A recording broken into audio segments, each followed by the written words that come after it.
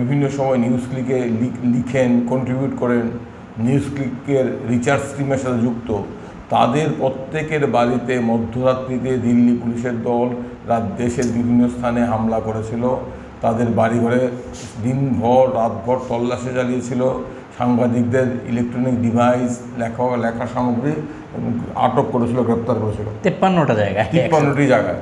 ভয়ঙ্কর কথা। এবং কেন নিউজ ক্লিকের বিরুদ্ধে কেন্দ্রীয় সরকার, স্বরাষ্ট্রমন্ত্রী, প্রধানমন্ত্রী মোদীর নির্দেশে এই ভয়ঙ্কর আক্রমণ সংঘটিত করা হয়েছিল?